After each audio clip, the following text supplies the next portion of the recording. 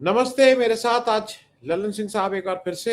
ललन सिंह साहब, स्वागत है आपका। आपसे बातचीत इसलिए करना जरूरी था, दो बहुत बड़ी बातें हुई बीच में, जो जिसमें आप उसको अपने जीवन का उद्देश्य आपने बना लिया। ये पहली बात, अ, प्रियंक खड़गे ने कर्नाटक में आरएसएस से पूछा है कि कागज दिखाओ, हम्म। और इधर से कहा जा रहा है कि हम कागज क्यों दिखाएं, कोई धर्म वाले का। तो कागज तो नहीं दिखाएंगे, लेकिन सिक्योरिटी हमारे आपके पैसे से लेंगे। खैर, ये सब वो बातें हैं। दूसरी बात सब अच्छा, और कागज क्यों नहीं दिखाएंगे? क्योंकि कोई कागज है ही नहीं। खुद ही कह रहे हैं हमारा रजिस्ट्रेशन नहीं है, बैंक अकाउंट नहीं है, जैसे गिरोह का कुछ नहीं होता है। अब इसी गिरोह के लोगों ने अभी एक बड़ा भारी जघन्य अपराध से भी जघन्य काम किया। इनकी सरपरस्ती में एक ऐसा न्यास, एक ऐसा ट्रस्ट जिसके ऊपर अब किसी को ट्रस्ट नहीं रह गया है, जो राम मंदिर का ट्रस्ट है, वहां से साफ अब हो गया है कि वहां से चोरी हुई। और चोरी एक बार नहीं हुई, बिल्कुल लगातार रोज रोज रोज रोज। जो लास्ट डेटा आया है, 40 दिन में 70 बार चोरी हुई। तो रोज चोरी करवाई गई, हुई इनकी सरपरस्ती में हुई। और इन सबके ऊपर जो इनके सरगना थे, वो आरएसएस के लोग थे। अब मैं आपसे यहीं से शुरुआत कर रहा हूं, जरा समझने के लिए कि ये क्या आरएसएस के, ये इस तरह की हरदम की टेंडेंसी है आरएसएस का, ये है कि चोरी करो, हिसाब मत रखो। और पहले हम लोग राम जन्मभूमि में जो चोरी हुई उसकी बात कर लेंगे, फिर आरएसएस की बात कर लेंगे। ललन जी, इस चोरी को कैसे देख रहे हैं? ये चोरी तो उनके क्या बोलते हैं, नस नस में पल शुरू से ही है। देखिए, जब ये बीपी सिंह के सरकार में आए थे, आडवाणी जी ने एक बहुत बड़ा रथ यात्रा निकाला था। और ये घटना आप अगर देखेंगे तो राम रथ यात्रा इधर निकाल रहा था, उधर कश्मीरी पंडित जो है बाहर हो रहे थे। इन लोगों ने कश्मीरी पंडित के ऊपर उस वक्त एक भी शब्द नहीं बोला।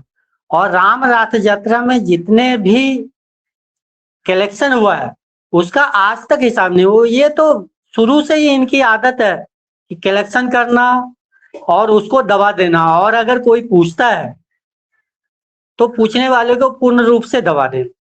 ये इनके शुरू में ही है। और अगर आप हिटलर का माई संघर्ष पढ़ेंगे तो उनके ये आचरण जो है आपको बराबर दिखेगा कि इनका जो हिटलर वाली पद्धति, जो तानाशाही पद्धति है, और उसके तरह किसी भी चीज को दबा लेना, या गोवलकर साहब का जो पंच ऑफ थॉट्स है, नवनीत विचार, उसमें भी ये तमाम चीजें उन्होंने उद्घृत किया है कि चोरी ने लूट के लाना और घर में रखना इनकी पुरानी आदत है।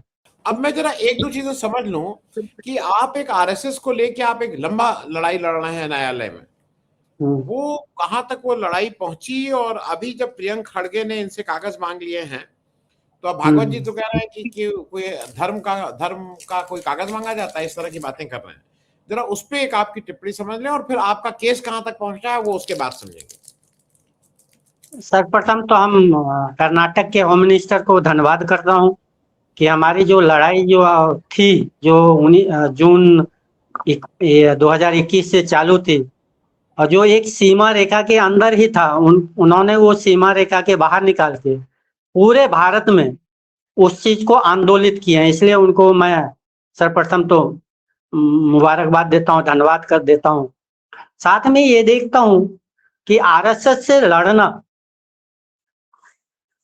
इतनी आसान तो नहीं है। क्या है, हर उठने वाले आवाज को दबाते हैं, और हमें भी दबाने का कोशिश किया। उन्होंने धमकी दी, उन्होंने पुलिस का सहारा लिया, उन्होंने झूठी बैंक का सहारा लिया, ये सब करते उन्होंने किया है। और एक बात आप देखेंगे कि आरएसएस के से जब मेरी लड़ाई है, तो अगर लोगों ने गंभीरता से भी बोला है तो एक ही चीज बोलता, वो मरवा देगा।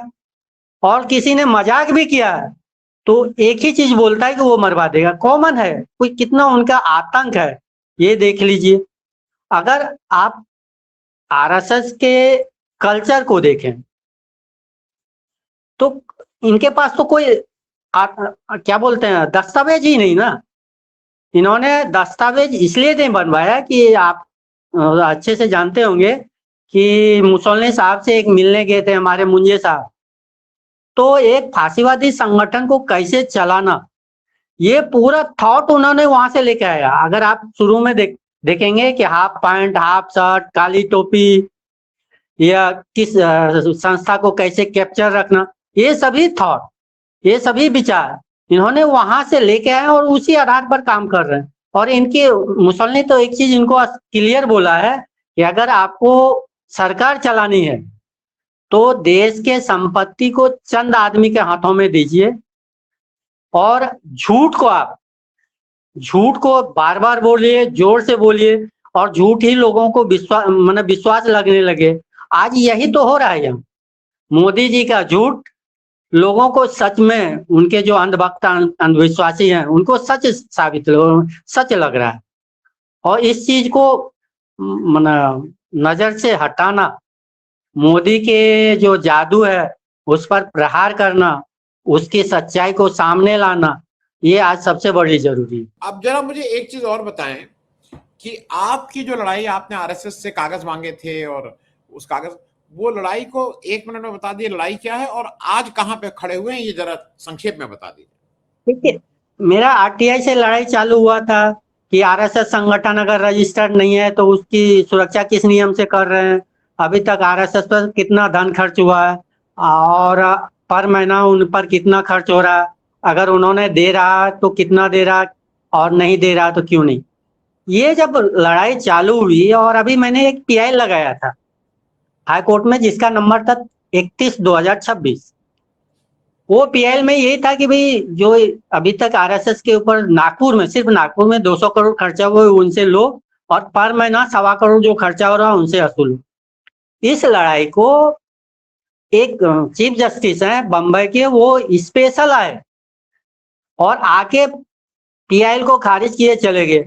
बहुत से वकील उसी वक्त बोल रहे कि ये साहब ने जो किया है ये दबाव में किया है और प्रमोशन के लिए किया। देखिए, अगर न्यायपालिका अगर न्याय के लिए आती है तो स्वागत है, लेकिन न्यायपालिका के अधिकारी अगर ये सोच रहे हैं कि मैं तो नौकरी कर रहा हूं, मेरे को प्रमोशन चाहिए इसलिए आ रहे हैं, तो गलत है। यही गलती वहां हुई है। चंद्रशेखर जी आए, 4 घंटा में पीआईएल डिसमिस किए और चले गए, और उनका जो क्या बोलते हैं प्राइज उनको मिला है, वो आज सुप्रीम कोर्ट चले गए। हम जुडिशरी पर उंगली नहीं उठाते, लेकिन जो हकीकत में दिख रहा है वो सामने रखना जरूरी है। और अभी एक आरटीआई से मेरे को वहाँ के महाराष्ट्र के डीजीपी ने एक सर्कुलर दिया है होम मिनिस्ट्री का। उस होम मिनिस्ट्री में ये क्लियर है कि आप जितने भी संगठन को सुरक्षा दे रहे हैं उसका हर 3 महीना में ये होना, सुपरविजन होना चाहिए, समीक्षा होनी चाहिए, ये बढ़ाना या कम करना, क्या करना। महाराष्ट्र पुलिस ने क्लियर दिया है कि उनके ये जानकारी नहीं है कि महाराष्ट्र में कितने संस्था को सुरक्षा दी जा रही है। यानी वहां भी है कि जो 3 महीने में आप सुरक्षा बढ़ा दिए, सुरक्षा प्राइम मिनिस्टर, होम मिनिस्टर के लेवल के ला दिए, लेकिन आपको मालूम ही नहीं है, आपने समीक्षा नहीं किया और उस चीज को बढ़ा दिया। दूसरा उसमें ये भी है कि आईबी का जो रिपोर्ट है वो भी इनको मालूम नहीं है, कितना खर्चा हुआ वो मालूम नहीं है। उसमें ये भी है कि जिसको आप सुरक्षा दे रहे हैं गारंटी के नाम पर, आप उससे बैंक गारंटी लीजिए।